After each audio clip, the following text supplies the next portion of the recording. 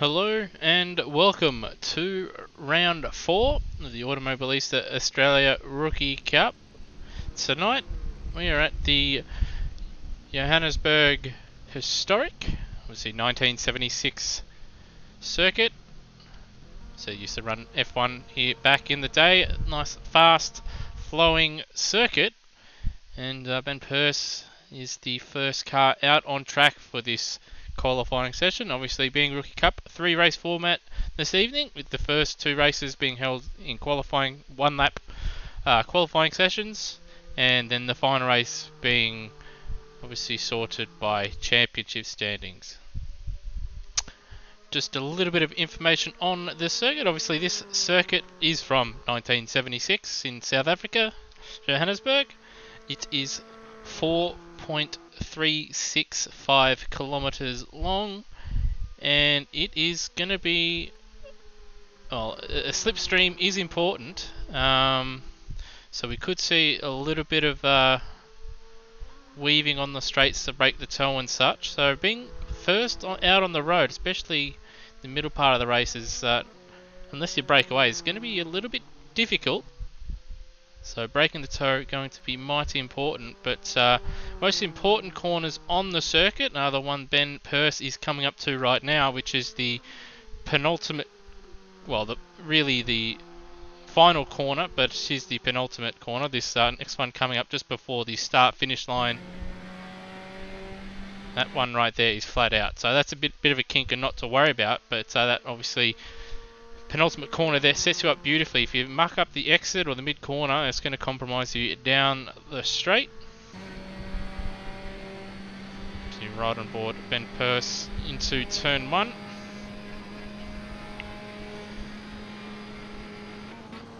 Down 2 gears into second gear. Now this one is going to be a very, very tricky corner. We will see people spin here.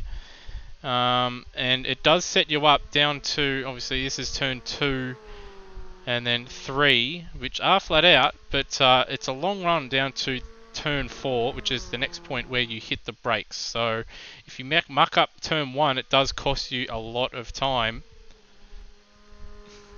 Ben Purse crosses the line 28.4 in the first split. Not too bad, but he will want to find a couple more tenths. Or he would have preferred to have found a couple more tenths. But so far, solid lap. Absolutely hacking at the steering wheel, as you can see on your screen. And this is a little tricky section. We've had a couple spins in practice through here. That's one thing to look out for. 36.7 middle split, which isn't too bad. And Wayne Whitmore is another one out on circuit at the moment. But his first split is 29.9. So despite being blisteringly fast in practice, and obviously the last round at Kansai, looks like he might struggle in this shootout lap. Now, Ben Purse about to set the first time at 29.3. It's a respectable lap. Fastest time was set by Brendan Ross in practice on a 28.3 for reference. And Termurray goes P2. Just trying to find cars out on track for you at the moment that are on a relevant lap time.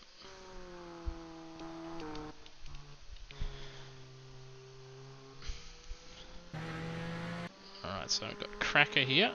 28.4, fastest first split so far. Just a hair faster than Ben Purse. 2/1000ths of a second. In fact, Wayne Whitmore has aborted his lap, so he will start from the back. So right on board Cracker. Coming up to the final turn. 10th down on Ben Purse in the middle split, or a 10th slower I should say. It's going to be very close between those two. And he's just got it half a tenth in front. 29.3 dead. Now, who else have we got on the circuit at the moment? Just have a look around. Got Gary Neville out there. He's about to start a time lap. Gary Neville setting a 1:29.6 in practice. So that's his reference point. He'll be hoping to at least match that. If he does match that, it'll be very close. Obviously 3/10 off Cracker. So he locks up a little bit into turn 1, but he's kept it going though. Hasn't lost the rear end. And another thing to point out around this circuit, in these cars, you've got to be very, very smooth. You want to carry as much momentum as possible, and he is almost a tenth up. So good start to the lap so far for Gary Neville. A little lock up here. We slow down probably a little bit too much here into the long right-hander. Turn 4. And Lee Sanford, he's got a 28.5 in the first split, so but his middle split sector not too good. Going by lifetime with 37.5, so he's probably going to do 1 minute 30. 129.9, so just snuck under. Gary Neville lost a lot of time there in the middle sector. 4 tenths pretty much there. That was pretty much all due to going a little bit too slow through turn 4. That said though, not too bad a lap so far. How can he finish off? And through the final turn. 1 tenth down, so he's found a bit of pace in that final sector. So he got that final turn right, but it wasn't quite enough to drag him on the front row. So you see Steve go around. I don't believe he was on a lap, so hasn't cost him. We've got alignment Mitch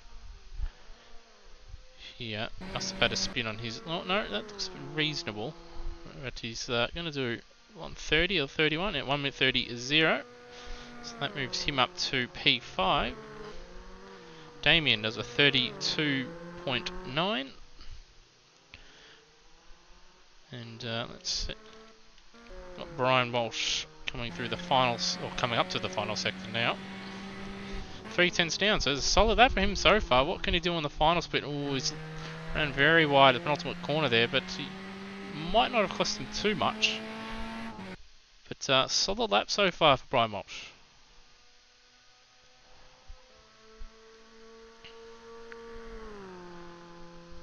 So he's going to cross the line. 29.8, so that mistake did cost him. It cost him 2.5 tenths there, and still good enough for P4. That's his best qualifying session in a while, which is good to see. So you see Damien go around, but he's on his, well, he should be pitting on this lap. He's already set a tyre lap as Brendan Ross, who is back this week, leaves the pit lane, and as we ride on board Steve. And see how he goes in this first split. So 1 tenth down.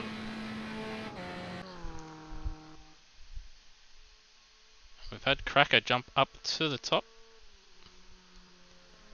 Or Cracker is currently at the top, I should say. 29.3. A little bit of a slide there for Bolger. Might have cost him a little bit of time. We'll ride on board the rest of that. Little bit of a drift, just going to cost him time. You want to hug in a little bit more and then run it out.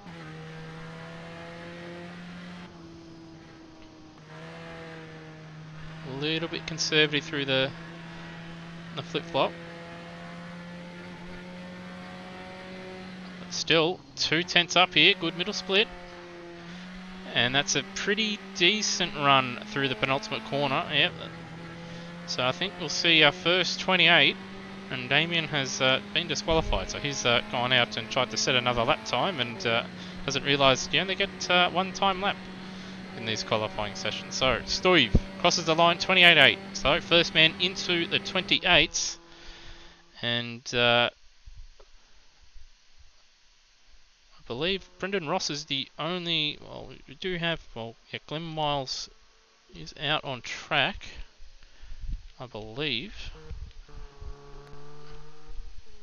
And Brendan Ross is starting his lap, so we'll see what Brendan Ross can do, but we will keep an eye on Glenn Miles' split at 29.5 in the first split. So he's not going to get a 28, but we'll see how Brendan Ross goes. So he's 2 tenths up in the first split, so he's nailed that first corner, and he's started off his lap pretty good.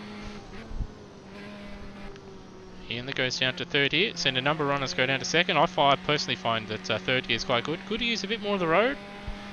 He sets himself up nicely for turn 5 here. That's a very, very nice line through there. Turned it in, hugged the apex and ran it out. Actually goes down a gear here. A little bit of a drift. That would have cost him a little bit of time. But still, he's going to be up, I would think. But he's lost time, so Bolger very quick in the middle sector. And Brendan Ross a bit conservative at this final turn, so it's going to be, it might be a little bit of a struggle here. He might lose a little bit more time, but he has got that 1.5 tenths or so in the bank. But it is a pretty long run to the start-finish line, so this is going to be pretty close between Ross and Bolger. And he's just done it. 3 thousandths of a second, and that time, obviously, he was very conservative at that penultimate corner, but obviously that first sector set him up beautifully, and as we saw from Bolger, obviously the middle sector and final sector, he was very, very strong.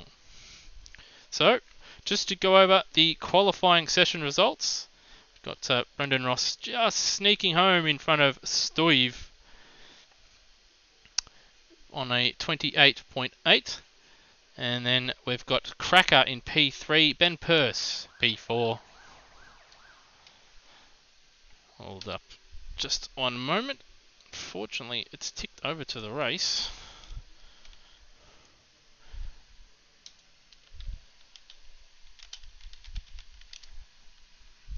So we'll just take a short break as I just sort this issue out.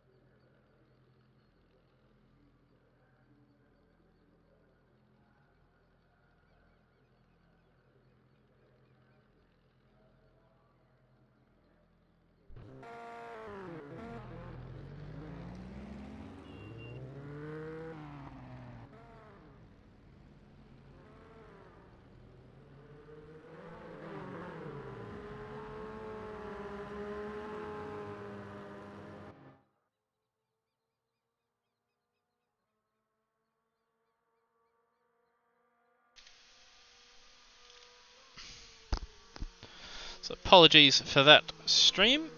Just had to sort out the server. The warm-up wasn't ticked, so we've had to restart the server and put that in so I can do drivers briefings and set the grid, etc.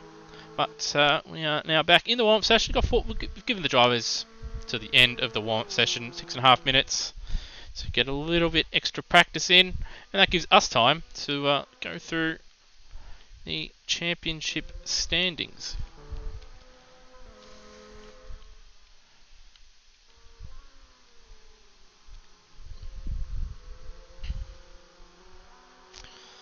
So as you can see on your screen, that is the Pro B standings as it stands at the moment. Obviously Whitmore, his first few races he was wrongly classed, so that's why he's currently on 75 points, but obviously he's won the last couple rounds and been very, very quick, but he's got his work cut out for him, at least in race 1 here, after mucking up his qualifying session. As you can see, Steve currently heading the field.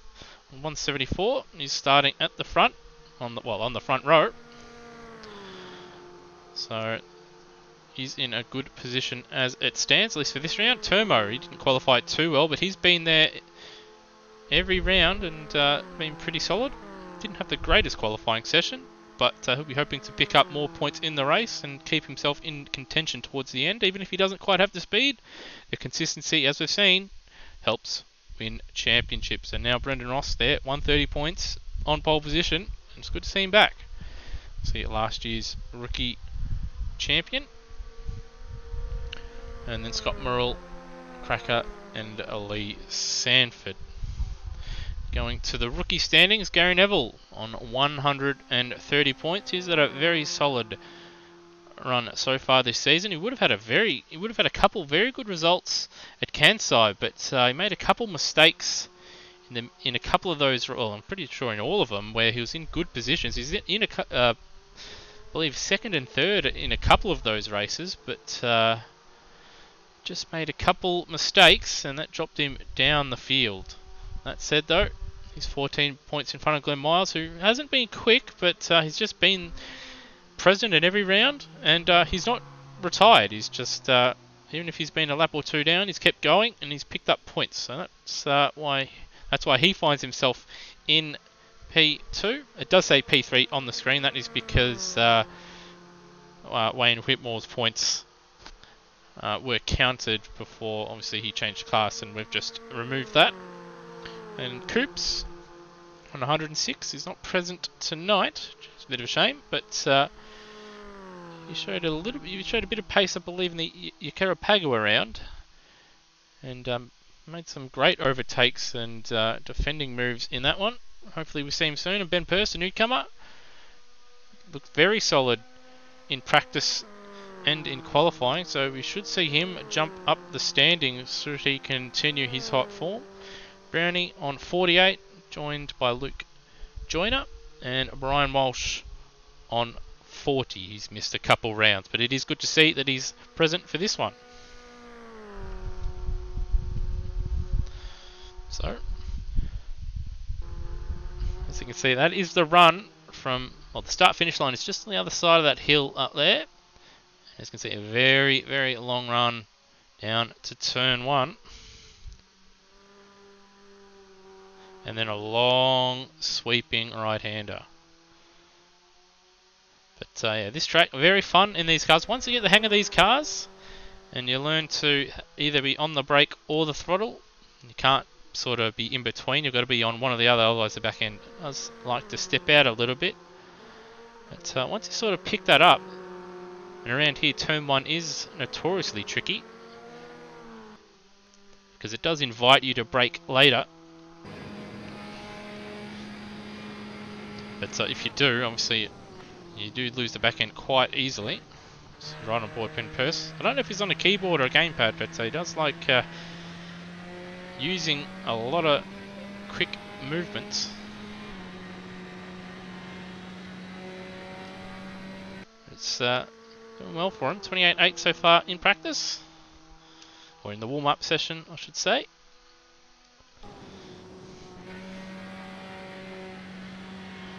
Long sweeper at turn 4. He's taken it in second. So Wayne Whitmore goes fastest on a 28.6. Not too bad through turn 5.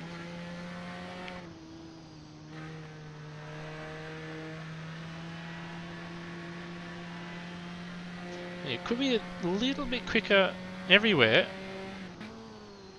but he's still quick enough. Obviously, 10th up on his own, well, on his own time, and Wayne Whitmore, and nice through the penultimate corner, which sets him up beautifully for this long straight.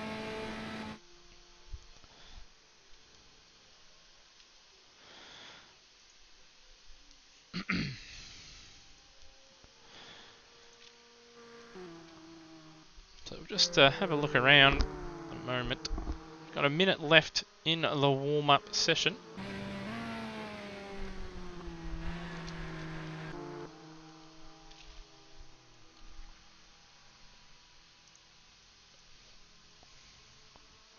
Just making some audio adjustments on my end. So I do apologise for not obviously showing any of the action out on track at the moment.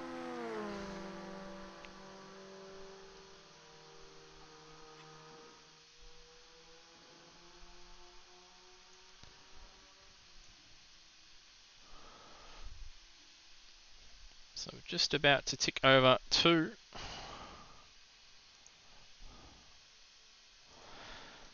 five seconds left of the warm-up session before time expires, and then so we wait for the server to tick it over, and we'll be underway for race 1.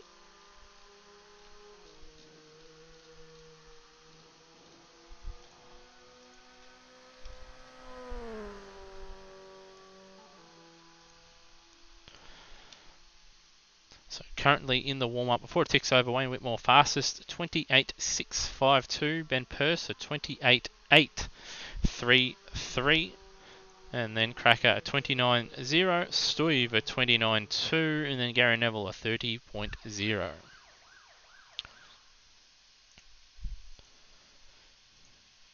So we've ticked over. It looks like everybody is in position. And the grid order looks correct. I don't think we've dropped. I don't think anybody has dropped, which is good to see. So now we just wait for the drivers to form up on the grid.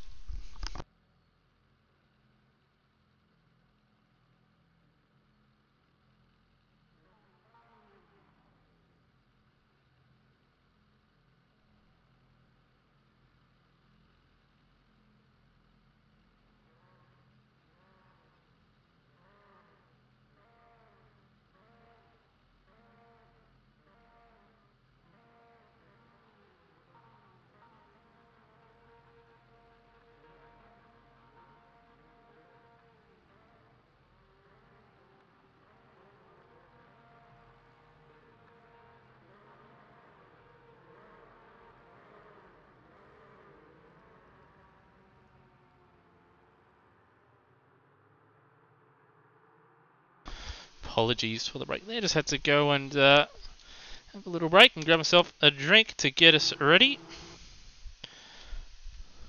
So, Brendan Ross will lead us away from pole position for race 1, and he'll be joined by Stuyve Bolger on the front row.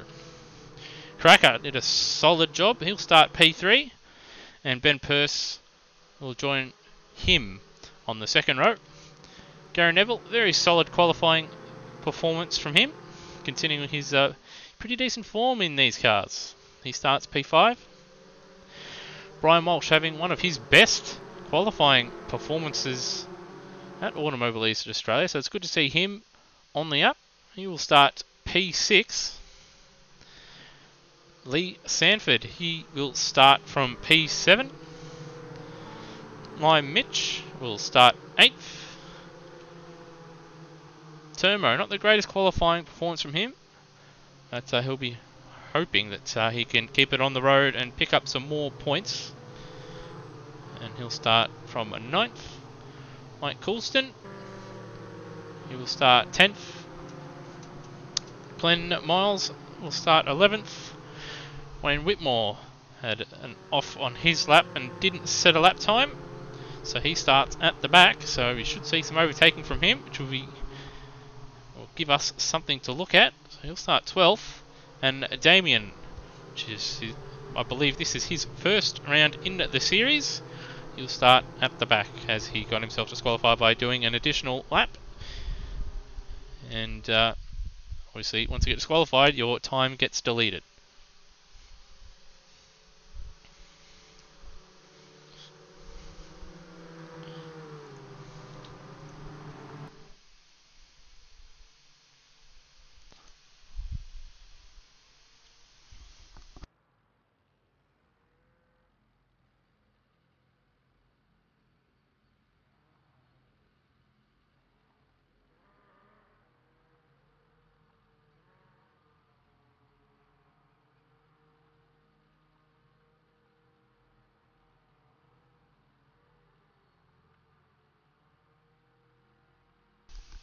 So drivers are formed up on the grid. We're right on board Damien at the back. 1 lights, 2 lights, and we wait. Away we go. It's difficult to say who got it looks like Stuyve got a cracker of a start, and he's got a little bit of a gap over Brendan Ross, who's also got a decent start, but not as good as Stuyve, and they're 4 wide from 3rd, 4th, 5th, and 6th there. Turmo backs out of it. And Brian Walsh trying to go around the outside. Up the inside goes Turmo. So Turmo started 9th and he's up to 3rd by turn 1. But he's ran wide, and that's going to give Cracker the opportunity to get it back, and he will. And now Brian Walsh is very, very close to Turmo, but no contact. But he's on the curb. Turmo got on the curb and launched it. I thought it was going to be a massive accident. Thankfully, he avoided everything. Brian Walsh has a look up the inside of Cracker for P3. I think's better of it. Stuyve currently leads. He's got Ross right behind him. Walsh a little bit wide there at turn 5. But he holds on for now. And that's Ben Purse around. So he's had a shocking start, and that's just compounded it. So he goes all the way to the back. And contact in front of Whitmore. Whitmore has to cut across the grass there, but he's up 2 spots, so that was Coulston and Glenn Miles, I think. So let's just that replay's sending us way back, so we won't go and watch that just yet. But at the front, Bolger leads, but he's got Ross right in his slipstream. So will they battle it out, or will they play it smart and just slipstream each other and break away from Cracker here? And then behind them, it looks like it's Lime, Mitch, and Turmo side by side into turn 1 as well. Ross up the inside, has a look, gets it done. Turmo up the back, thinks better of it. There's Sanford and Whitmore also battling it out there into turn 1. So there's Ross, Bolger, Cracker, Walsh, Neville, Mitch, Turmo, Sanford, Whitmore. And then Damien a few seconds back behind them. Or behind Whitmore, I should say. So it looks like Cracker has had a very good run in the first split, and he is closing these guys up the front up. And he should get, obviously, a little bit of a help, obviously, down the straight if he can keep it close here through the final sector. As Ross runs a little bit wide and allows Stuyve to close in. And Stuyve and Cracker should both get slipstreams. Behind them, Mosh, very solid start at the moment. He's got about a second over Lime Mitch behind him. But he's losing touch to the cars in front. So Brian Walsh is going to want to break away from Mitch. Hopefully, he'll be hoping that Mitch behind gets, obviously, battles with Gary Neville and Turmo, and they hold each other up, and Walsh can run a clean race. Because if they get a hint of slipstream, it'll be under all kinds of pressure. And at the front, looks like Ross has broken that toe a little bit, and it's Stuyve who's coming under attack. With Cracker right there behind him. Oh, as you see, Walsh almost sent it around, but holds on behind him. Mitch and Gary Neville trading positions. So Mitch getting the position, but Gary Neville got the slipstream now into turn 4. He's having a look. Thinks better of it. There's a little bit of a slide there, but he holds on to Line Mitch. Gary Neville did think about it, but played it safe. And that's allowed now Turmo to close right up behind Gary Neville. As Line Mitch almost lost it again. We've seen that a couple times now from a few drivers. And Stuyve has been overtaken by Cracker, and they've lost a bit of time. So Ross out in front and streaking away. He's broken the slipstream. Let's just bring up live races for your live racing needs, and there's all the middle sector. So Bolger made a mistake somewhere, 38.5 compared to our race leader, a 36.8. And Cracker edging away as well in that final sector. Brian Walsh still in 4th, and behind him Neville now gets back past Line Mitch, but Neville all kinds of sideways. Mitch has nowhere to go. Oh, and that's an accident. That is Whitmore on his roll hoop. He is on his roll hoop. He may well be dead, but he's flipped back over. He had nowhere to go there, unfortunately. Obviously, Neville spun in front of him. Mitch gave, obviously, Neville a nudge. Obviously, he had nowhere to go. Oh, and Sanford not watching. Obviously, the yellow flags were out and drove straight into Whitmore, who's slowly getting back underway again. So he's having a shocker of a round so far. He's Wayne Whitmore and Mike Coulston now. He's well off into the boonies. In fact, looks like he's at the final sector there. Yeah, so he's had a spin somewhere and he's beached on the curb. So these cars do sit very low, so it looks like he might have to actually DNF, which is rather unfortunate. And after all that drama, Brian Walsh has extended his gap. He's got almost 3 seconds over Line Mitch, as Stuyve sets the fastest lap at 28.9, 0.3 faster than both Cracker and Ross. Brian Walsh a 30.1, while Line Mitch obviously held up at turn 1 by the spinning Gary Neville. He did a 32.0, as Mitch is driving it sprint car style around a lot of the circuit, and he's making it work for the moment. But he's got Turmo right behind him. Turmo, who had that rocket of a start. He did start P9 and got up to turn 1, got up to 3rd before dropping down a little bit.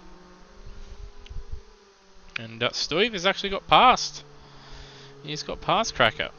So we've missed that. Do apologise, but that is a running theme on the Monday night series, where if a move for a decent position happens, it's not going to be on stream because I always seem to miss it.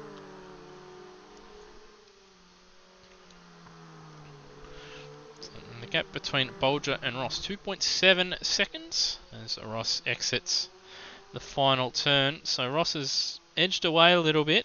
Obviously Stuyve had to navigate Cracker, and then behind Cracker is a 4-second lead or gap to Brian Walsh, who's having a fantastic run. And Mitch, well, he had Turmo battling him, but Turmo's made a mistake, and now Line Mitch, he can just concentrate on catching Brian Walsh in front, but he's only got, well, he's just crossed the line and starts his 6th lap. Now Ben Pearce now trying to work his way through the field. He's going to try and, let's see, compound Hermo's woes, and he does. So Ben Pearce, after getting tangled up in an incident earlier on, he's now up to 6th. And Damien has had a clean, well, he's avoided a lot of the carnage in front of him, and he's up to 8th now after starting at the back. Gary Neville 9th. Sanford, who's got a lot of smoke in front of him, so someone's locked up there at turn 1. And Coulston has retired, and Stuyve, he's gone around, and that has moved Cracker up to P2, and Brian Walsh is in a podium place. Yeah. So that is hopefully, as you see, a lot of red dirt kicked up there, so someone's had another off in front of Ryan Walsh. Oh, Walsh, he gets a little bit sideways there, and Lime Mitch now, he's caught up a lot on this lap, so Ryan's not had a great lap so far. Aside from, well, he has obviously passed Bolger, but it must have been Cracker who made a mistake, because that gap was 4+ seconds, and it had come down to around about 3 seconds before Walsh made that mistake at the penultimate turn.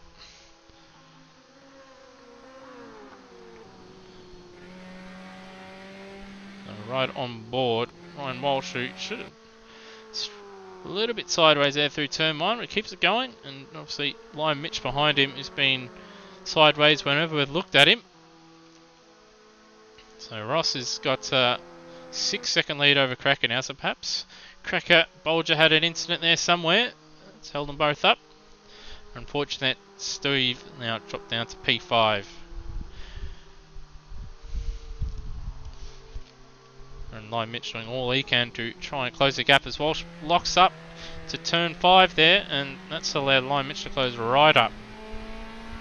And Walsh not helping his cause there by taking an awkward line into 6, which compromises turn 7 for him. He should have gone to the right hand side and doing what obviously Lime Mitch is doing right there, giving himself as much room as possible. And now Lime Mitch is going to have the slipstream, and it looks like he's got a slightly better exit as well out of the penultimate turn.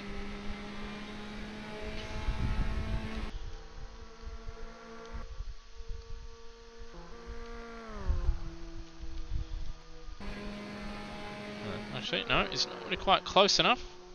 Walsh another 31.0. So Walsh, his personal best is a 30.1 is Brian Walsh. If he can maintain that pace, he'll be right. But he's probably just looking at his mirrors just a little bit. Obviously, he has been in a podium position before, and he did make a mistake. That was in the Rookie Cup last season at Yakarapagua in the minis. And they've actually got Cracker right in front, so as Wayne Whitmore sets a 28.8. But Cracker, Matt, he's either made a mistake or perhaps he's under fuel, because he's continuing to go slowly as Lime Mitch has a look up the inside. Walsh defends well. That was one of the talking points, obviously, when Brian was battling for the podium last season, is that he drove very well in defence and in attack, and he's done well so far in defence, but he's going to have to find a little bit of extra time if he wants to hold on to P3 here. Oh, it's a very awkward line, and that's his ram wide on the exit, and that's allowed Mitch through, and he's now up into P3, and that moves Walsh down to P4. But what is going on with Cracker? He's lost about 5 or 6 seconds. Yeah, so he dropped 1.1 seconds in the middle sector, and he dropped about 4 seconds in the first. And he's lifting off again. He's getting out of the way, so that's going to move Lime Mitch up to P2 and Brian Walsh back into a podium place with just under 2 laps to go. So perhaps Cracker's under-fueled. And he's not getting on the throttle. And Steve has dropped further back. So Steve's made a mistake somewhere. Because he was behind, obviously, Brian Walsh and Lime Mitch. So he's had an off and dropped down the field. So he's in 9th. But the next big battle now, P6. Or 4 P6 between Gary Neville, Termo and Damien. And it looks like Brian Walsh is also had a very good lap so far, and he's sticking with Lime Mitch. He doesn't want to let him get away. So Brian Walsh getting a little bit greedy here. He wants P2 as Mitch makes a mistake. And that should allow Walsh to close in just a little bit, as a yellow flag is out in front of him. It's not the race leader, and it's not anyone behind them. So it must be a lap car. So we see Lion Mitch looks like he's just swerving down the straight there, trying to break the toe.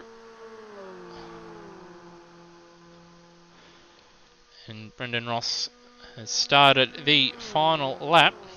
1 minute 30.6 from Walsh, though. Much better that time. He'll be kicking himself. Had he done a couple more of those, he'd probably find himself in P2 right now. It's still P3. Great run from him so far.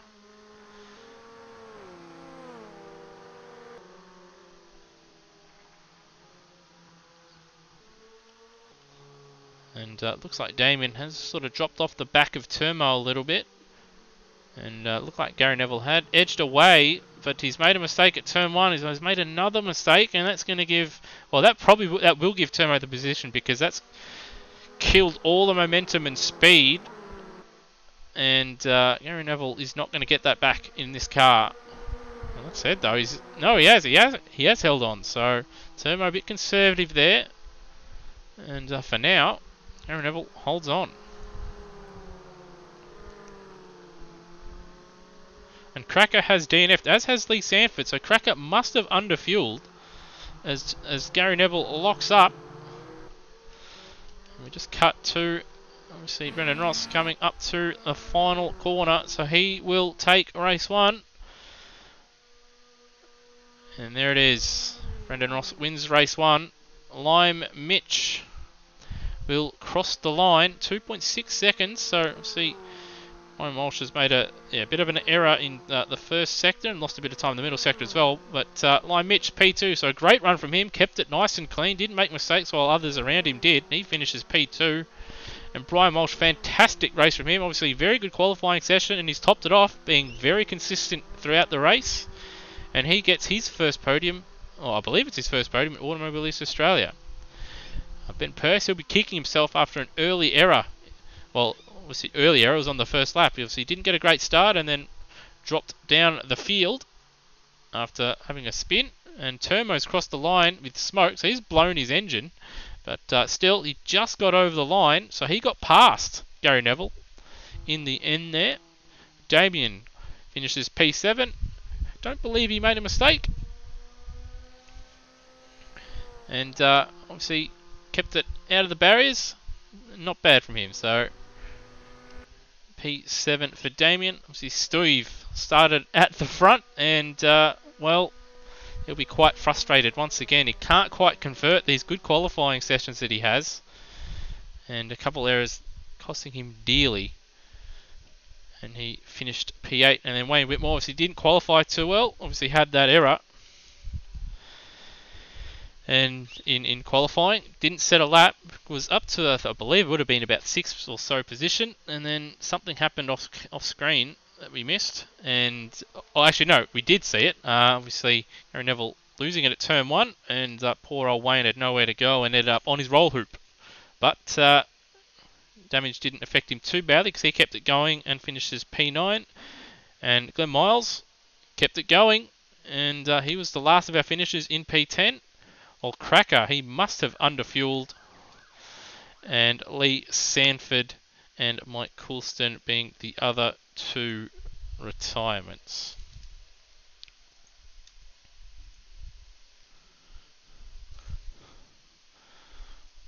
So it's gone straight to race 2.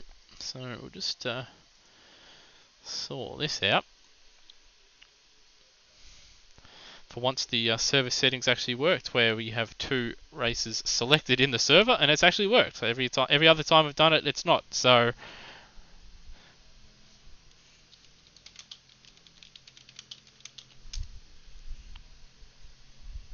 just tick it over to qualifying. Get these guys out there for race 2.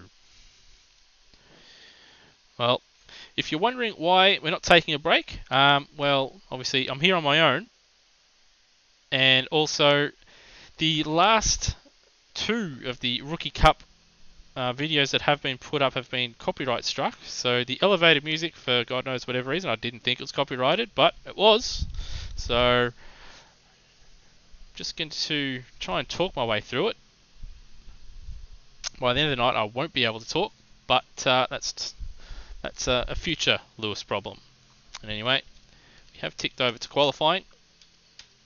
We're just awaiting the first drivers to get out on the circuit.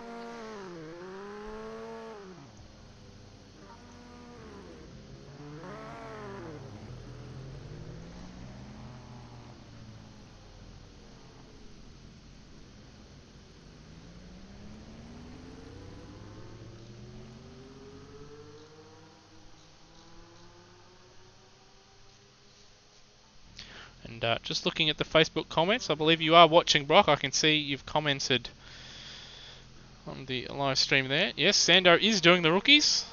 And as you can see from that last race, that he needs all the help you can get. So come on, Sando, do a better job, mate. But Jesus, these things oversteer. Well, Brock, if you use your right foot smartly, they don't.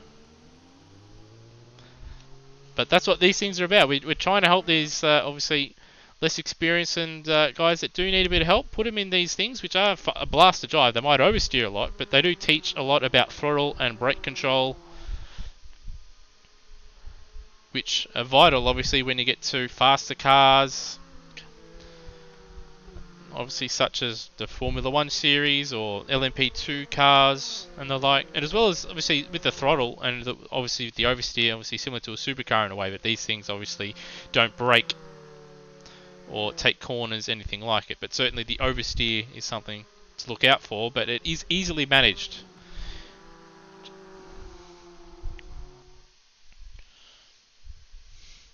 So we've got a few drivers have gone straight out. We're told that we've gone straight to qualifying. Hopefully they've realised that we are in qualifying. And Stoiv is about to get us underway.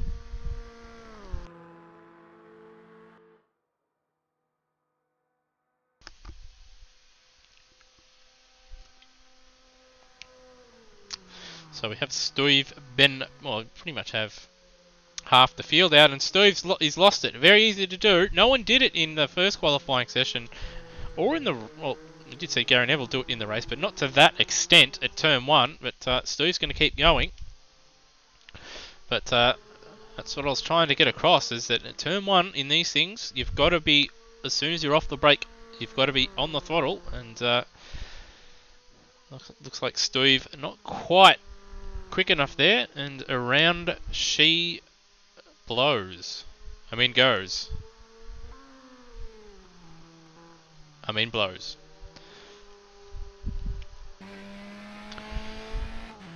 So Ben Purse once again, solid in the first split. He's 2/10 down on what he set. I believe he set a 28.3 in the first qualifying session. No, it was a 28.4. So he's a 10th down. Cracker 28.4. So he's currently fastest in the first split as Ben Purse crosses the line for the second sector. It's been a solid lap, and that's what these laps are about. You want to be nice and solid. It's not always about putting the lap together. Well, it is about putting the lap together, but driving at 1,000,000 miles an hour isn't always the best way. You just want a solid banker. 29.6, so a couple of tenths off what he did last time, but still not a bad start. And Cracker, he's a couple tenths up. And Stoiv, obviously, he did complete his lap, so he won't be last if someone doesn't set a time. And he did have a purple final sector. So Cracker, what will he set? 29.3. So he continues on around about the same pace. That's what he did in the first qualifying session. So he's nice and consistent. And he'll be hoping not to underfuel this car next time out. Well, that's if he did. I didn't see what happened, and I didn't actually get a catch of the main menu, so I don't know if he was losing engine power and blew an engine, or if he ran out of fuel, but judging by the way he was lifting off, that he must have been running out of fuel. Gary Neville has set a purple first sector. Not the greatest in the middle sector, but we'll see how he goes. He goes third, so he does a 29.8, which is about a tenth or two off what he set. But still, solid banker. Mike Coulson, P4, 30.5. Damien, a 31.2. Hopefully he goes back to the pits this time, otherwise he'll find himself disqualified again.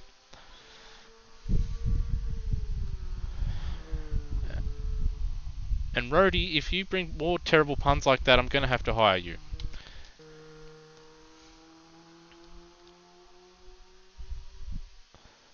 So we've got Wayne Whitmore.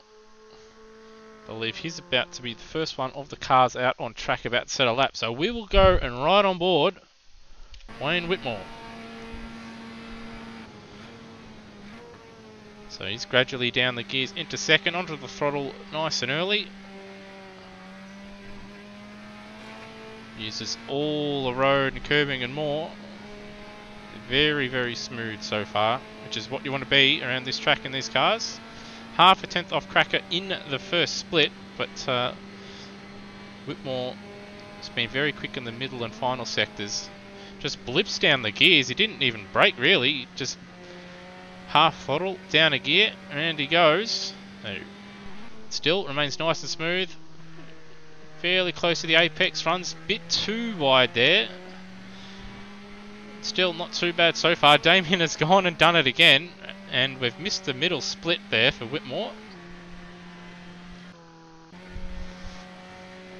Oh no, actually no, we haven't. There it is. There's 3. And a bit tense up. It's understeered a little bit there at the penultimate turn, but still he's carried a fair amount of speed. Solid exit. And this will be very close, I reckon, to sneaking under the 29 mark. I think we're looking at a high 28 here. And there it is, 28.8. Solid lap there for Whitmore. Got faster as the lap went on. And he's back on form. He'll be hoping not to make as many errors in this one. Obviously, got caught up in Gary Neville's spin in the first race, which put him well down the field. And Lime Mitch, he jumps up to P4 on a 29.8, so he's just a hair in front of Gary Neville. Brian Walsh, a 30.2. He'll start P6 at the moment as we watch Lee Sanford. Yes, Lee Sanford, the rookie Brock.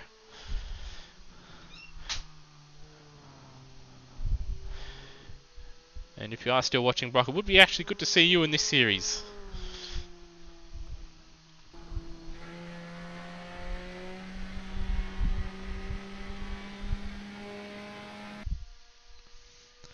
So Lee Sanford, he's made a big error somewhere. He's 13 seconds down, but he's continuing on his lap. And we have yet to see... No, Brendan Ross is out on the circuit at the moment. And Glenn Miles also out on circuit.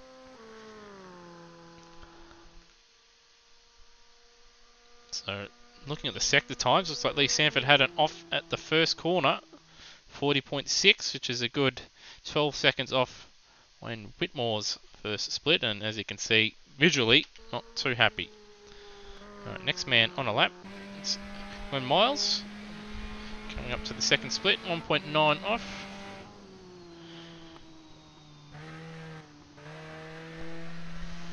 Could have got on the throttle a bit earlier there.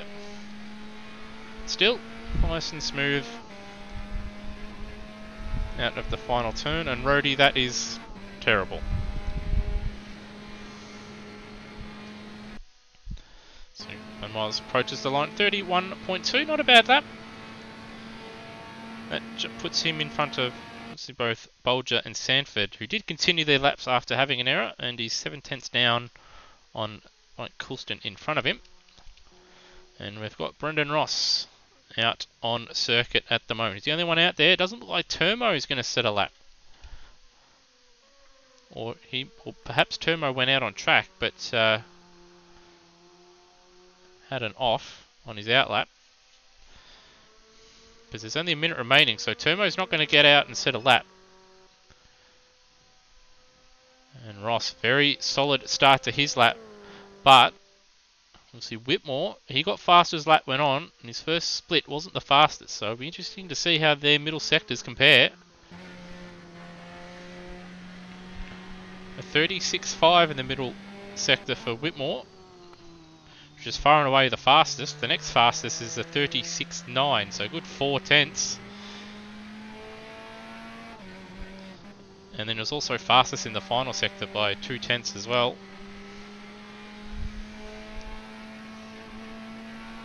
Ooh, it's cigarette paper now between them. It's going to need a very good final sector. Not bad through that final turn. He's giving himself a chance, but that middle sector has hurt him. So Ross crosses the line. He doesn't. Oh, he doesn't do it. Half a tenth. So he was half a tenth up in the first qualifying session over Steve Bolger. At this time, half a tenth down to Wayne Whitmore. And that is qualifying for race 2. I'll just have a look and see. Yes, so Turmo did leave the pits and he must have binned it on his outlap. Or at turn 1 it didn't cross the first split time because he hasn't got a split next to his name on live races. So, your top 3, Wayne Whitmore, Brendan Ross and Cracker. Anyway, I'll just take a short break because my voice needs it. But and I unfortunately don't have any music I could play for you, so you're just going to have to entertain yourselves or crack each other's head open and feed on the goo inside. So we will be right back.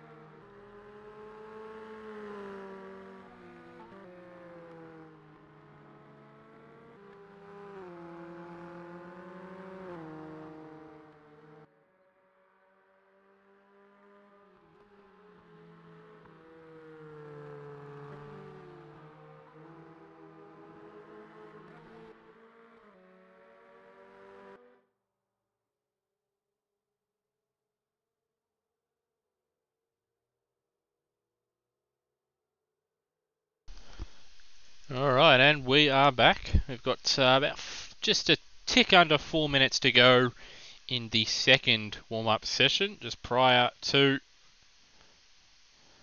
the second race. We've got Wayne Whitmore on pole position, and obviously just going through the results for each class in the first race.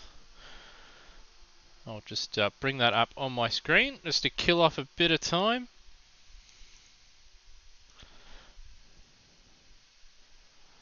So obviously Brendan Ross, obviously for Pro B, is the leader. Well, obviously he got first in the Pro B class. And then Turmo is also Pro B. He was second. Steve third. Wayne Whitmore fourth. And Cracker and Sanford both DNFing in the Pro B class. Well, in the rookies, Lai Mitch took his first win. And obviously second place overall. Brian Walsh, obviously second place in the rookies in that race. And third overall. So it's great to see him get on the podium. Ben Purse, he would have been, I'm sure, battling for that win and podium in the rookie class had he obviously not had a shocking start. He was still managed to get third in class after Gary Neville's late mistakes. And then Damien and Glenn Miles are the last two of the rookies. And Mike Coulston retiring. And Rhodey, though these puns are getting worse, so please just quit while you're ahead. But still got 2 minutes to fill in. And just to fill you in, I guess to fill some time, let's just talk about just something completely random. Obviously South Africa is the country that we are in for this round of the rookies. And something random about South Africa. My favourite bowling action is the Frog in the Blender Paul Adams, and he's from South Africa. It is almost impossible to replicate, and how he doesn't dislocate his shoulder and elbow and break his back at the same time while trying to deliver a ball is one thing, but the fact that he made it to international cricket is quite another. So there is one random tidbit on, obviously, South Africa. About this circuit in particular, though, it was the place of a very horrific incident. I can't remember what year, but Tom Price, this is in Formula 1, as Tom Price was driving, and as you can see on your screen, there was an incident off, I don't know if it was a start or something like that, I don't think it was, but it happened down this main straight, and a marshal tried to run across the circuit, and unfortunately Tom Price ran into him and killed both, obviously, the marshal, and unfortunately took Tom Price's life as well. It is it is up on I saw that in a documentary about obviously how dangerous Formula 1 was, and it is some of the most shocking footage you could ever see, so I don't recommend searching for it. But obviously this place used to host F1, and there's a rather sadder tidbit on this circuit. So time has ticked down. There we go. 1977. So just, yes, thanks, Rhodey. 1 year after, obviously, this track was done for Automobilista. Set 1 year later, and yeah, just on that main straight. I do not recommend people watching it unless you've unless you've got thick skin and all that. Yeah, wouldn't recommend. Anyway, we've ticked over to the race session. Obviously, you've got another minute or so for the drivers to form up onto the grid. And without someone beside me, this is quite long and tedious wait. So we'll just bring up the screen there, and as you can see, look at that hot air balloon. That is moving at pace. And in fact, that's probably the most detailed object on this circuit, is that hot air balloon. The clouds in the background aren't too highly detailed. Trees aren't too well done. And that marshal, he's got a massive cut down his middle of his face. So he needs to obviously go see a plastic surgeon and get that sorted. See, that is the view at turn 1. So just cycling through the views, and they have started the formation lap. So Wayne Whitmore has got us underway on the formation lap. He will start from position 1. And joining him on the front row is Brendan Ross. So these two will battle it out. See Whitmore at the front. He'll be hoping to get a good start and avoid anything that could obviously be banana peel and take him out of contention, like what happened last time out. Cracker will start P3. He'll be hoping to not battle as much in the early stages and take him out of contention. And hopefully he's got enough fuel this time. Starts P3, and Ben Purse will start alongside him. He'll be hoping for a much better start this time out. Lime Mitch, fresh off P2, he starts P5, and he'll be hoping for another cracking start. Obviously he went from P9 to P3. And Gary Neville P6. Brian Walsh P7. He'll be hoping for another strong run this time out. He also had a very strong start. Mike Coulston, he'll be hoping to not get it beached this time out. And Glenn Miles P9. Steve P10. Both he and Whitmore have traded places. See, one starting on pole and one starting at the back. Hopefully Steve can avoid carnage and get up the front. Gives a bit of action along the way. And we've got Lee Stanford. He'll be hoping to do a bit better this time out. And Damo, he'll be hoping to once again keep it clean and pick up some more valuable points. He starts P12. And Turmo, after obviously messing up his outlap and not setting a lap time, he will start, hopefully for him, lucky 13.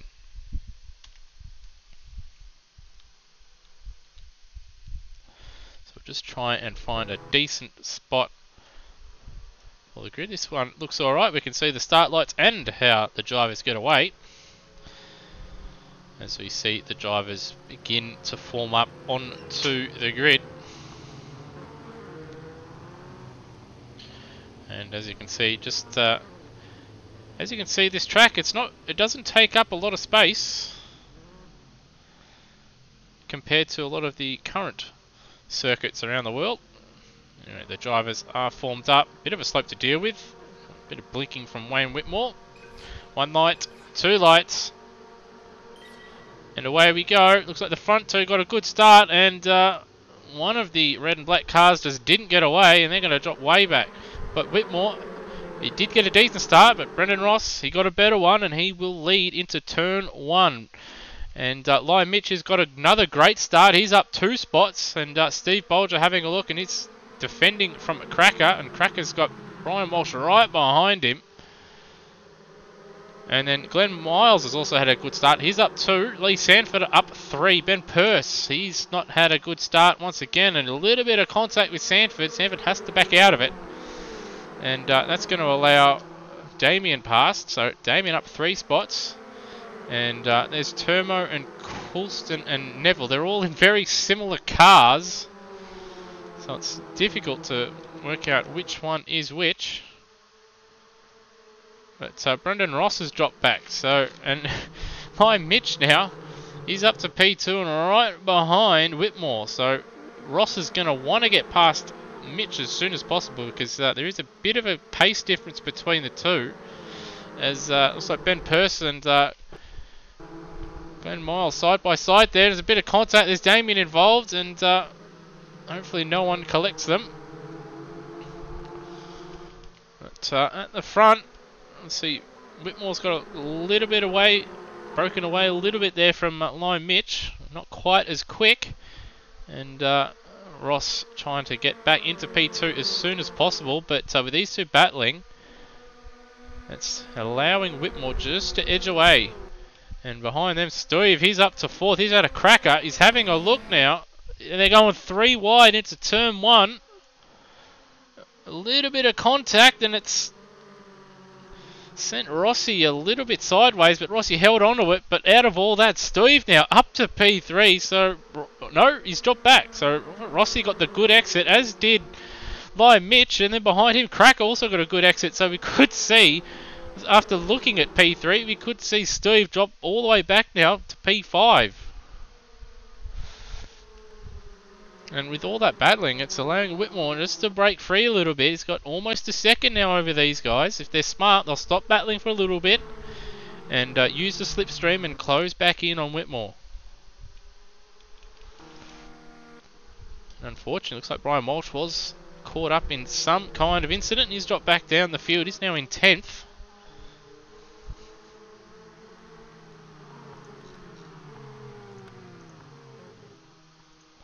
Oh, and that's a slow car. Who is that? That is Termo. So he's hit the yellow 2 board there, and I think he's missed the orange board. But alright, so it looks like Ross is now sort of broken clear a little bit from Mitch and is in the slipstream. Yeah, he is in the slipstream. Looking at the splits up there, he's got a good exit. He's closing slightly on Whitmore in front. And he was less than a 10th in front. And Cracker and Bolger side by side into turn 1. So those two have dropped off the back of Lime, Mitch and Ross.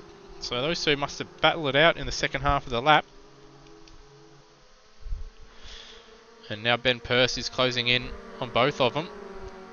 So they're losing ground to the cars in front and obviously losing time to Ben Purse behind. And behind Ben Purse is a massive gap. 7 seconds to Mike Coulston in 7th. And Coulston's got a good 7 seconds over Damien behind. And it looks like Gary Neville's made his way past Brian Walsh. So Walsh slipping down the field after his fantastic run in the first race. Back at the front, that gap is coming down. Ross has got the gap down to 4/10 of a second. Let's ride on board with him and see how he does it.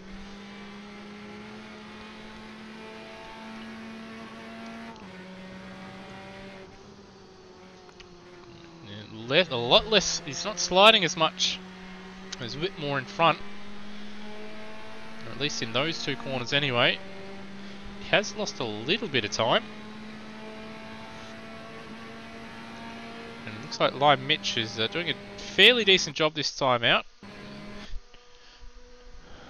It's Ross fastest lap 28.7, and once again Cracker and Bolger. This is round 3.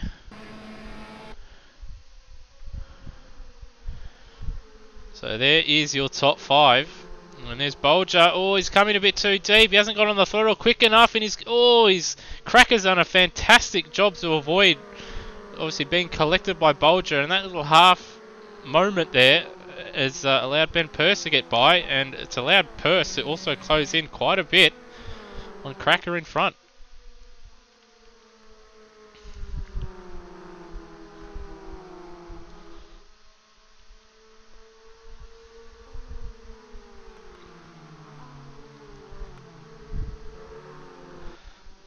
The gaps sort of remained about the same so far. This lap was around. Oh, Whitmore gets a little bit sideways there through turn 6, and it's costing him a little bit of time. But he's recovered through turn 7. Takes that wider line for that final turn, and it looks like he's might have lost a little bit of time and speed there, because Ross certainly looks fast, or a little bit closer than what he was prior to the turn. If it were real life, he'd probably be hunkering as low as he can in that cockpit. There's a 28.6. Another fastest lap. It's in the slipstream, but he's not going to be close enough. And we did see one of the cars at the end of the last lap, last race I should say, is a bit wide there from Whitmore. Had smoke coming from their car, so that's something to look out for. These cars, if you don't have the gearing set quite right, these cars will just sit on the limiter in 4th gear into turn 1. So you do, when setting this car up around this track, they have to take obviously slipstream into account. Otherwise you could see possibly an engine failure.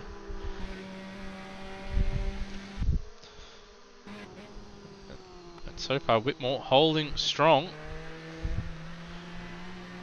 There's nothing really to separate these two. They're pretty much bang on every lap.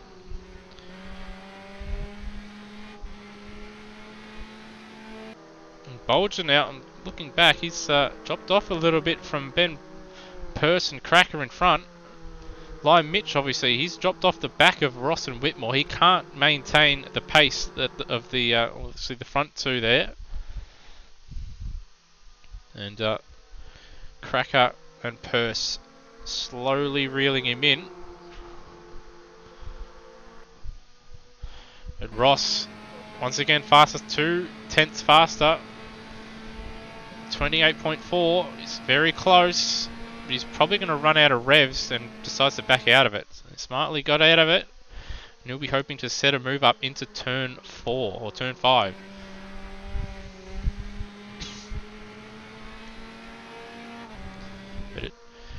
But going by how, obviously, where Ross and Whitmore are gaining and losing time, looks like Whitmore's just faster through that first turn. He's got more confidence and just takes it a bit smoother.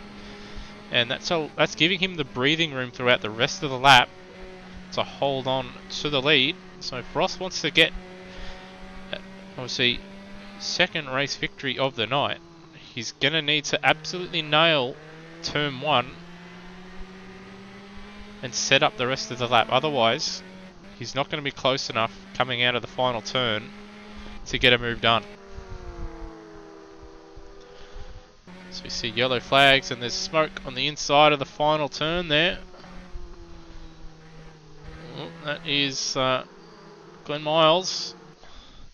Brian Walsh has dropped down the field and Gary Neville's down in 11th as well. So those guys having an absolute shocker of a race.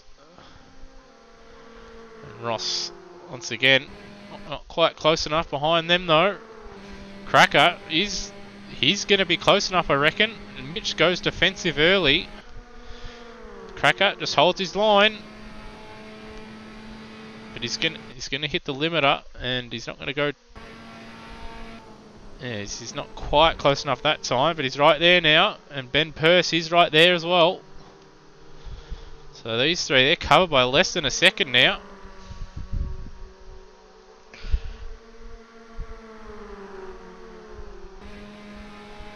I reckon Steve Bolger, he might be the one that's in the best position in case anything happens. As Lime Mitch goes defensive and then chops in front of Cracker there. And Ross right behind Whitmore this time around. So he's just got to maintain that gap for the rest of the lap. So this corner here, very crucial, but he's taken a bit differently this time, down 2 gears. And he's lifted off the throttle a little bit, and that's allowed Whitmore just to edge away a little bit. He had to keep his foot down there.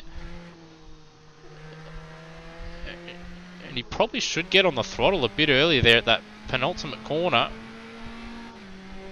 That said though, he's much closer this time by, and behind them, out of the final, or penultimate turn, I've got Cracker and Purse side by side, and Bolger.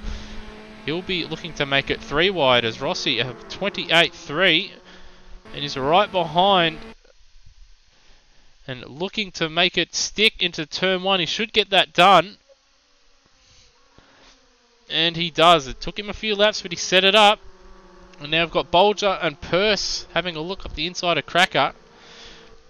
Bolger decides better of it, but Purse sticks with it. A little bit of contact. Half slide there from Purse, and that's dropped him now behind Bolger. But it looked like Bolger lifted out of it to avoid contact, so that's dropped him out of contention.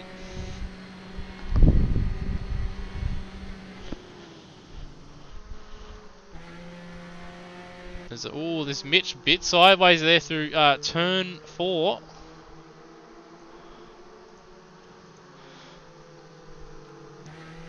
So that's a cracker right up behind him. And Whitmore is all over the back of Ross now. So he wants that lead straight back. Bit of understeer at the final turn, then a little bit of oversteer on the exit.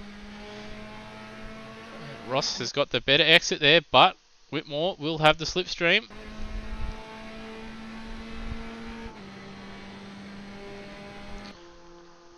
And Ross trying to play a bit of snake down the straight. Pardon me, down the straight.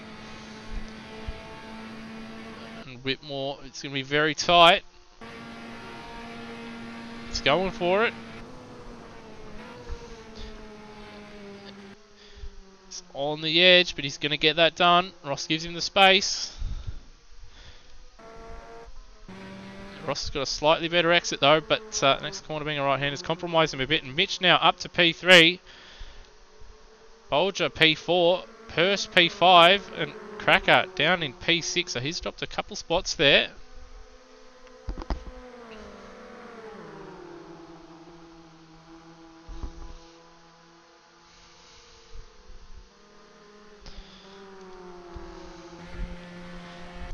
Once again, we see Lion Mitch all kinds of sideways at turn 4. But he keeps it going. Oh, and Steve's had another spin. That's just... See, this is from... Oh, a little bit of content. So this is from half a lap ago. So that's what happened to Cracker. So Cracker's had a half spin. Bolger nowhere to go. It's plonked into his right rear. And here we go. And then they've gone down the straight. So what happened to Steve at turn 5 here? Oh, it's just come in too hot, lost the back end. And he's now 4 seconds behind Cracker. And Cracker, he's going to get past Purse here down the straight. It's allowing Mitch to edge away a little bit. And Whitmore now into the lead. Or still in the lead. And... we're on the final lap now, so Ross is going to have to do something desperate, really, to get it done from here, or he's going to have to hope that Whitmore makes a mistake at the penultimate corner and out-drag him before the line. But he's not close enough at the moment. Behind them, though, Lime Mitch, he's got Purse closing. Not sure he'll be quite close enough here. But he does look a bit quicker as Purse, so he's going to have to hope for a great exit out of the final turn.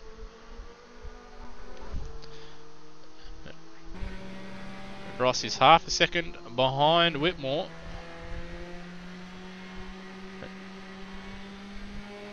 He's kept his foot in the throttle, but so did Whitmore, and Whitmore will hold on. He's going to finish about half a tenth in front of Ross. So Ross did have the lead for a short moment, for about a lap, but he couldn't quite break the toe of Whitmore. So Whitmore will take race 2. Brendan Ross P2, and behind him, so Purse has got in front of Mitch, but Mitch has got the toe. It's going to be a dead heat, but Ben Purse just gets there over the line, half a tenth in front of Lion Mitch, and Cracker will finish in P5. Bolger unhappy with his mistakes, as you can see. He wants to absolutely trash that Formula trainer of his. He finishes P6. And behind him, Mike Coulston, a very quiet and lonely race for him, but he'll take a very solid P7.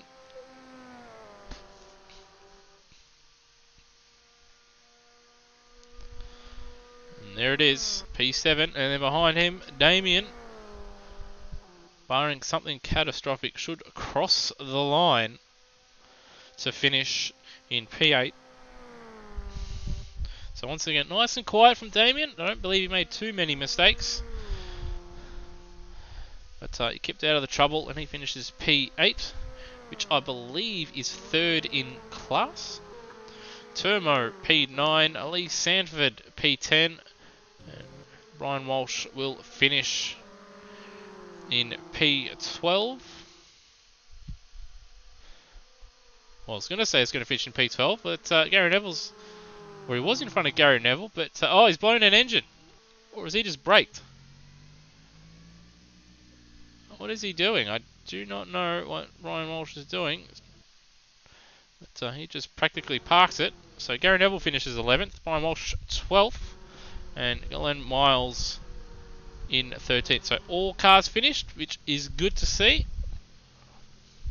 And Wayne Whitmore takes the second race.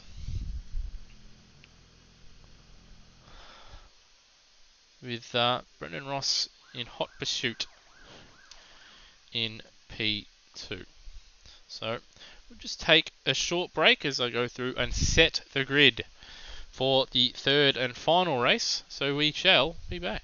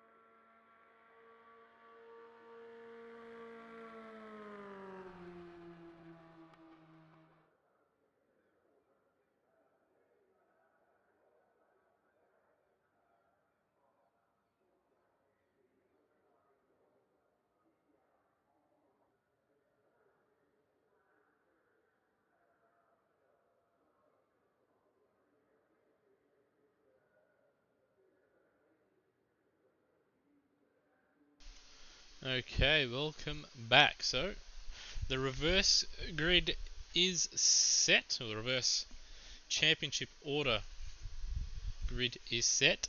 So, there's 3 drivers here that haven't driven in the championship, or this season's championship before. That is Mike Coulston, Damien, and Lime Mitch.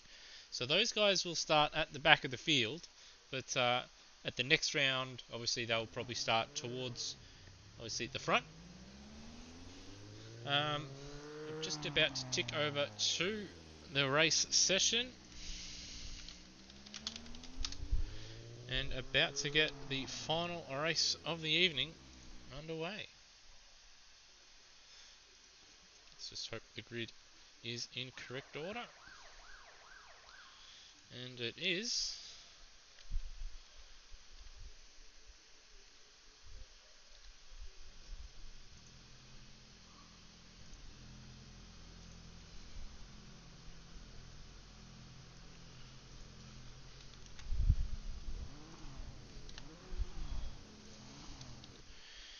So you may notice a slight change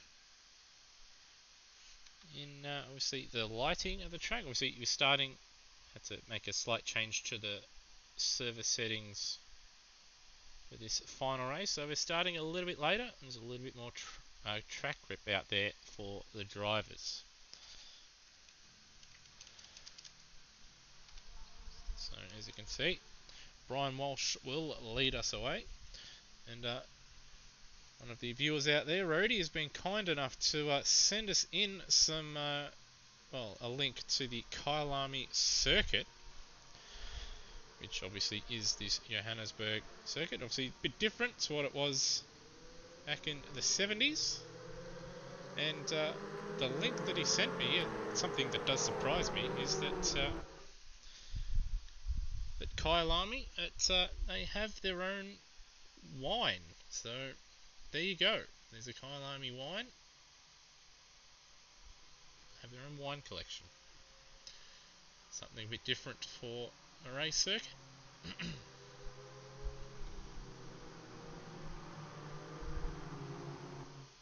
So, Brian Walsh will lead us away from pole position.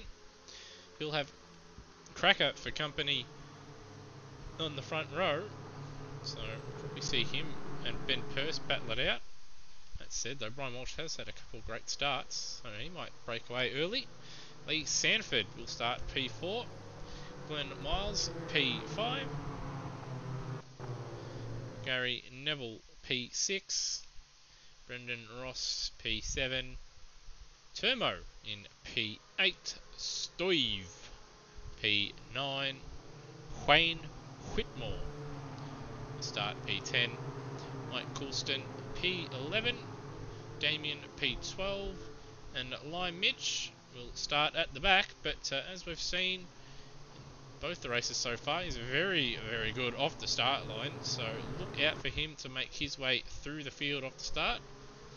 So race 1, he's started 9th on the grid and was 3rd by turn 1, so that's something to look out for. And as you can see, a little bit more rubber on the circuit now, but also there's going to be marbles, so you don't want to run too wide, otherwise you'll find yourself understeering quite a bit.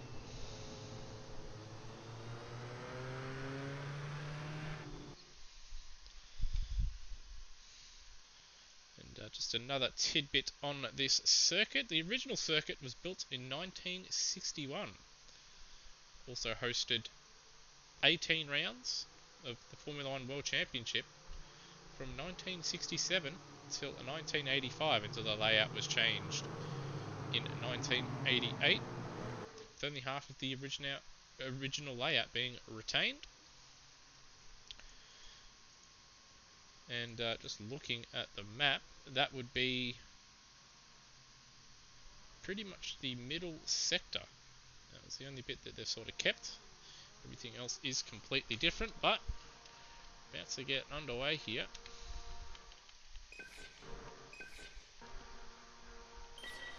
Away, looks like someone either got a fantastic start at the back there, or they've jumped the start. Either way, though, Brian Walsh currently leads us away. Cracker alongside him. And 3 wide in the middle. But Walsh leads.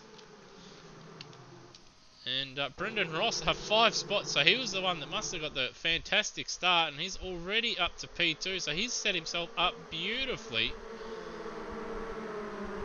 With really only Cracker behind him right there, being close to him pace-wise. So if Cracker wants to win this race, he's going to need to get past Ross and just hold him up as long as he can.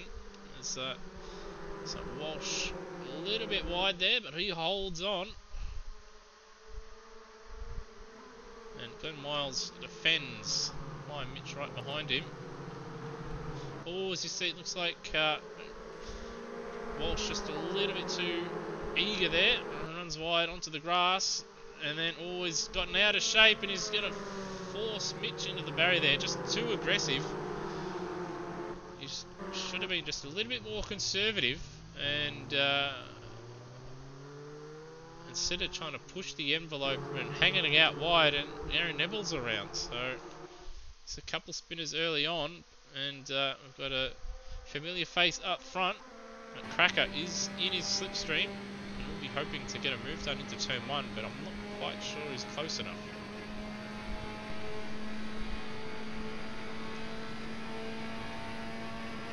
It's going to be close, but he's hitting the rev limit and decides against it.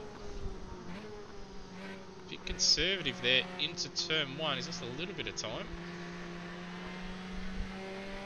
And in fact, he's lost a lot of time. So that's allowed Ross to get away. Behind him, Stuyve up to P3. And Ben Purse. He started 3rd. And he's had both Ross and Bolger get past him now. And we've had a spin. Who's that? That's Miles and Turmo. And Walsh will pick up one of them. No, he'll pick up both of them. And in fact, Gary Neville's probably going to... Yeah, he's picked up Turmo as well. So I don't know what happened there. Let's just have a look on the replay.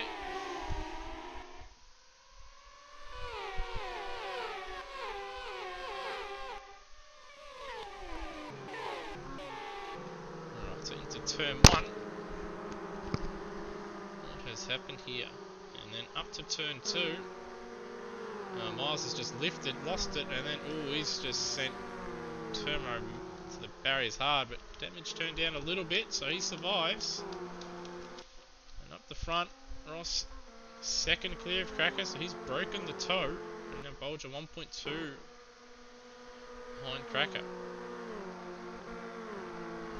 And Whitmore, he's down in 7. He's up 3 spots, but certainly didn't have the cracking start of Ross or Bolger in front of him. There's a look on Sanford, both driving in the number 4 car, which makes it a bit difficult to tell who is who. As Sanford outbrakes himself, runs wide, and Whitmore says, "I'll take that, thank you very much."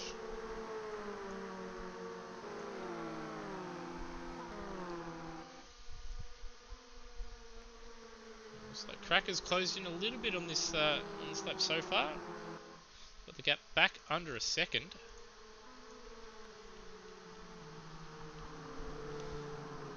And he's dropped Bolger by a couple of tenths this lap as well.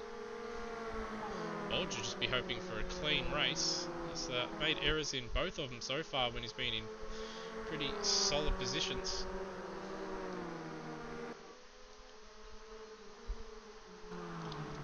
Cracker right behind Ross now, so he's at a fantastic middle sector, and he's going to have a very good chance of taking the lead by turn 1.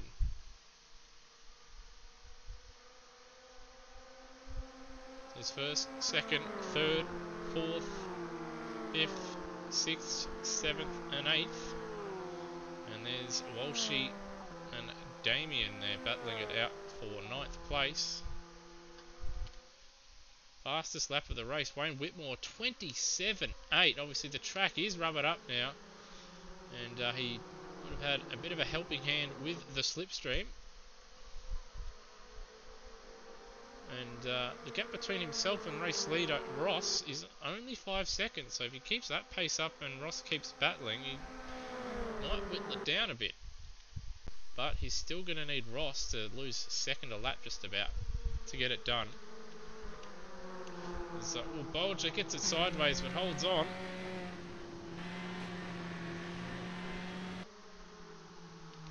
And Cracker has a look, but not quite close enough there into turn 5. And in fact, he's dropped a couple tenths there. He's run wide again. That's going to cost him more time through 6 and 7.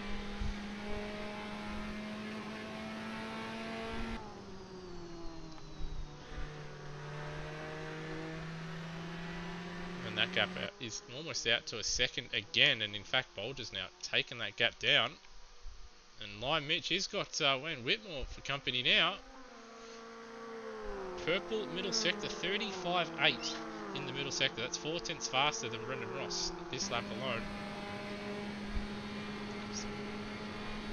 27.9.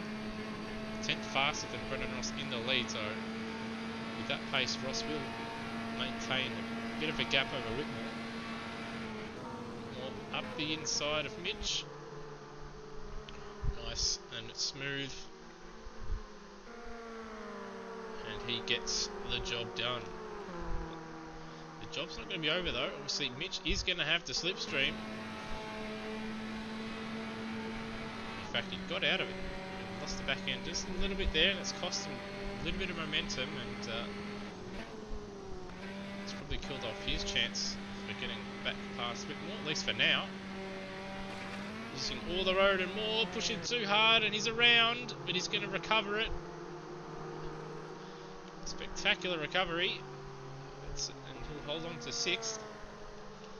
But Sanford now a second and a half behind him.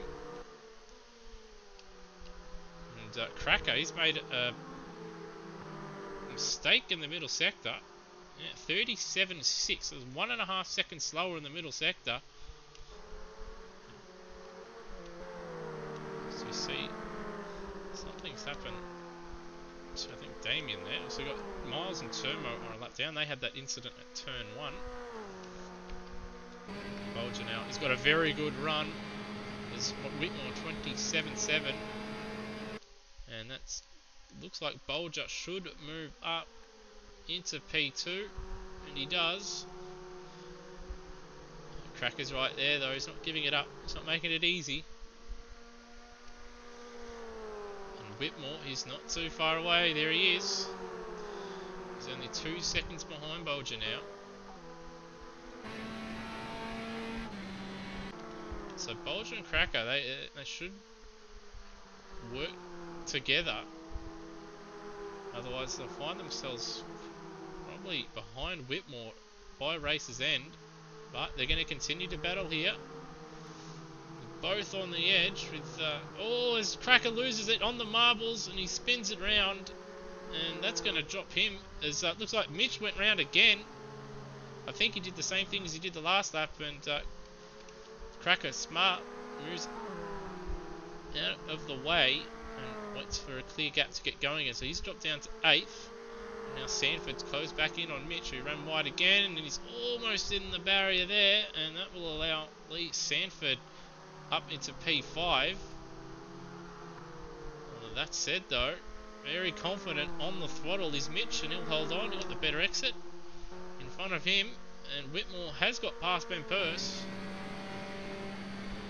Purse has the slipstream, and he'll get back past into turn 1.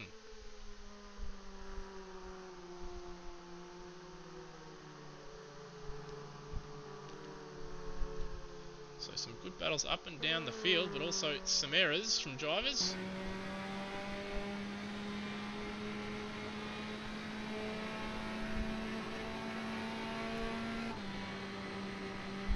Oh, and Purse just clipped that curb there, and it unsettled him a little bit.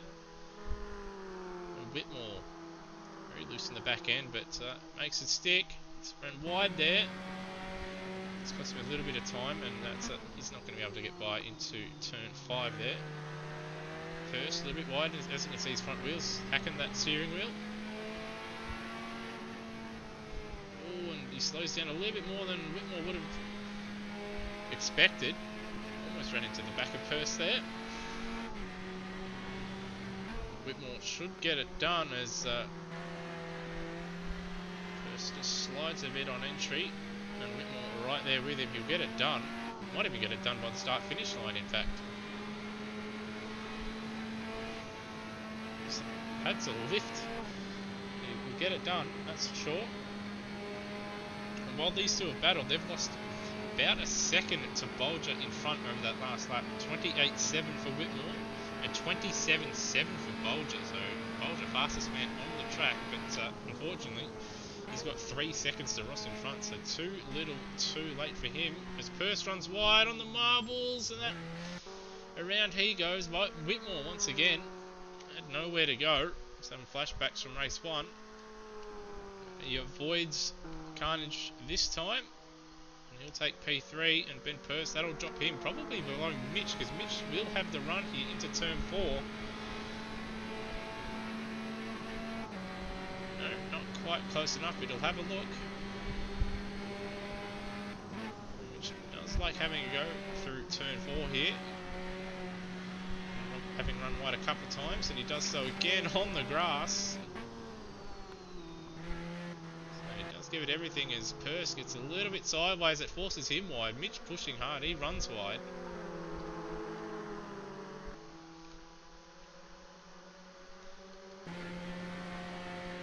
Mitch looking the faster of the two at the moment as Mitch into the barrier though. Just grazes it. He's clipped the curve there, it's unsettled the car, and that's going to cost him a little bit of time, but the slipstream should drag him back closer to Purse, but it's killed off any opportunity to pass him into turn 1. At the front, 1 minute 28.3 for Ross, a 28.3 for Bolger, and obviously Whitmore had to deal in the first sector with a half spin from Ben Purse, so that cost him 2 seconds. He did a 30.2, but he set a purple final sector. It's 2/10 faster than Bolger. That said though, on this lap, Bolger purple in the first sector as Mitch and Purse continue to battle it out for P4. And Sanford is keeping a watchful eye on these two.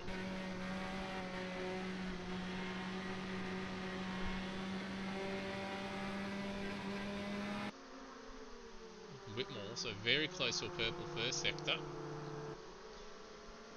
Mitch wants to use a lot of that apron on the exit there, giving everything. It just unsettles the car a little bit too much through a few of these corners. If it was a bit smoother, he'd probably find about half a second a lap. But it is good to watch though, very flamboyant style. Closer out of the penultimate corner this time. Yellow flag out, and that's Sanford. So Sanford's gone round the penultimate turn. That's going to allow Coulston and Walsh, and probably not Neville past though. But Mitch has got the run, and he will get that pass done by turn 1. So at the start of the final lap, he will get P4. Up the front though, it is Ross from Bolger. There's 2.5 seconds between them, and then Bolger's got 5.5 seconds over Whitmore. And then, as you can see, cigarette paper between Mitch and Purse. Purse has got a good run here into turn 4. Mitch goes defensive, but Purse sends it.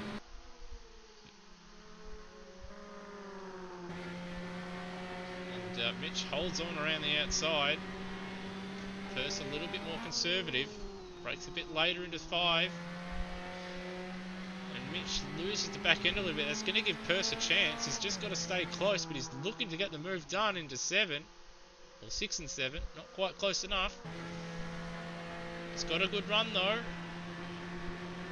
Oh, a little bit of a contact, and contact again, but Purse will get it done for now. But we've seen Mitch have a great exit out of the final, penultimate turn previous couple laps, as you see Brendan Ross wins, Bolger second, and Whitmore will take third, and it looks like Mitch will just hold on,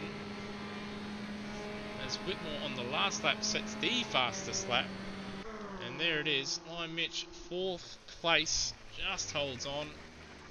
Then Purse, P5. Coulston battling with Walsh there towards the end, but Coulston will take P6. Brian Walsh, P7. Lee Sanford, a late spin, dropped him down to 8th place. Gary Neville will take 9th. And Cracker, he'll be a bit annoyed with himself. Once again, dropping down the field. He'll finish in P10.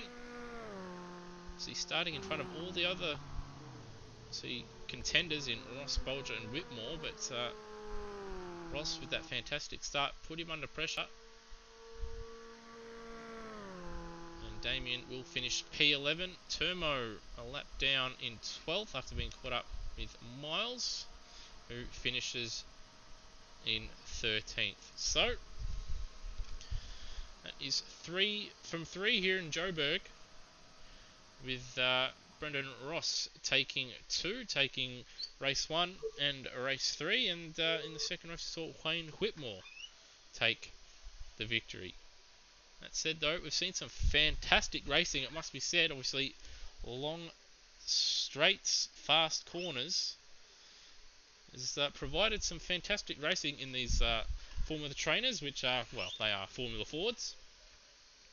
And I think it's something we might have to explore once again in the future, should we, after the Super 2 series, which will be the next rookie series. So we might have to come back here again.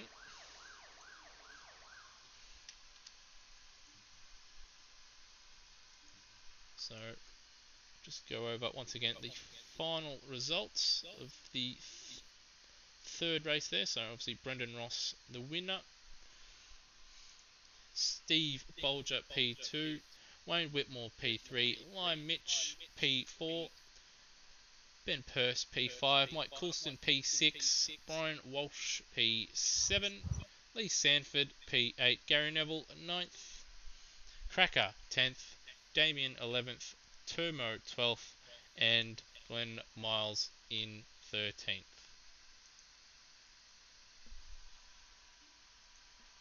And we have been joined by a few people here in TV time. I'll just have to have it. Well, a few people. I say absolutely everybody that raced, so that doesn't help me the slightest. Well, I guess I'll go over first to obviously Rossi. Obviously, you didn't race in the last round at Kansai, but you've come back with a vengeance. Obviously, you look strong in the qualifying sessions. Putting together a couple decent laps. Couldn't quite get pole in the second one, but you're still half a tenth off. And then obviously, race-wise, you were always thereabouts. Had a great battle with Whitmore in the second race, and in the third one, you once you got in the lead, you never looked back. Yeah, well, you just said it all for me. Yeah, sort of. It was a little bit disappointing missing the first round for 2019, but life gets in the way. But I really wanted to put in a good effort for this round and put in a bit of practice and sort of just get a win in this series. I've struggled with these cars up till now, but it's been a very good racing all round tonight. So just have to congratulate all the drivers that competed tonight, because it was just really good racing all round. Certainly did look like a bit of fun out there, but I'll just go and ask one more final question before I move on. The start in race 3, what the hell did you do? Because obviously it looked like we saw someone at the back there just take off so quickly and was moving earlier than everybody else. It almost looked like you jumped to start. Did you just time it perfectly, or did you just get away perfectly and everybody else just stood still? What happened there? Luck was on my side. Yeah, that was, I don't know. Like you said, probably just everybody else might have just got a bit of a worse start around me. But yeah, it was a good start. I didn't mean to block Bolger into the corner. He must have followed me. I tried to give him route on the other side, but lo and behold, he followed me. But yeah, it was just a very good start. So no, nothing I can explain it with other than just pure luck. Well, it was very lucky indeed. Obviously, it moved you up a host of spots from well down the grid to, well, pretty much back up the front. But once again, obviously, congratulations, 2 wins, a pole position, and some great racing. Well done. Thank you. Thank you for the stream too. No worries. And let's just see who else we got here. I think the man I do want to ask a question has no, he is here. So Walshy, obviously, you had 2 fairly solid qualifying sessions. Your first one was better than your second, but that first race, you're in a podium position for quite a while, and then obviously Lion Mitch took it off you, and you must have thought you'd lost it before Cracker in front of you started slowing down. Yeah, well, I knew Lion Mitch was probably a bit faster than me, so I just let it go. I was happy to be fourth, and then yeah, as happened, Cracker went out, and I yeah got the third position, and then obviously I'd used up all my talent for the rest of the night, and it went a bit downhill after then. Um, I got a good start in race 3, but then obviously I went wide, but I learned from that because I normally don't start up there with the faster guys behind me. But I was really surprised, like in that third race, I looked back and all of a sudden Rossi was second. And I thought, bloody hell, where's he come from? And then turned around to look at the cricket, and then I lost where I was going, and that was it. So, but yeah, there was some good performances from some good guys tonight, and yeah, pretty good racing all round. I reckon one of the better rounds. And like I said, yeah, had the traction control off, so it helped me learn to drive a bit. But apart from that, it was really enjoyable.